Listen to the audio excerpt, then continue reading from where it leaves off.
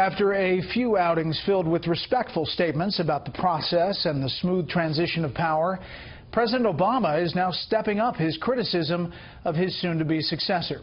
Chief Washington correspondent James Rosen reports from the White House tonight on an outgoing president who finds himself far from home in a tough political spot. As President Obama on his final foreign tour beheld the Acropolis in Athens, birthplace of democracy, he also faced the prospect that last week's exercise of democracy back home may leave his legacy in ruins. History does not move in a straight line. Later, in an address to the Greek people, the president renewed his commitment to a smooth transition, but spoke in his toughest terms yet about the president-elect and the meaning of his victory. You may have noticed the next American president and I could not be more different.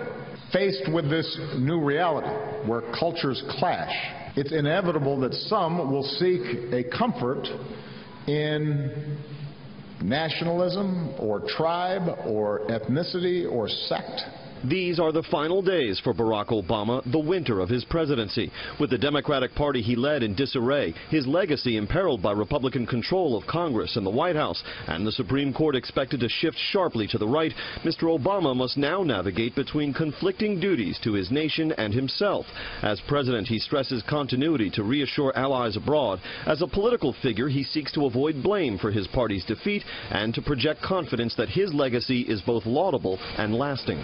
In addition to feeling it incumbent upon himself as the incumbent to have a smooth transfer of power, he's deeply disappointed and torn, not only about his legacy, but the possible risks to the country and to U.S. foreign policy for the future. At Trump Tower, at least until now, aides to the president-elect had expressed gratitude for Mr. Obama's post-election tone. You hear President Obama trying very earnestly to respect the will of the people. But the remarks in Athens left some veterans of the transition process critical of the president. He's being divisive in his rhetoric, and at the same time he's telling his White House staff to have a smooth transition. You can't have it both ways. His rhetoric has to match his deeds.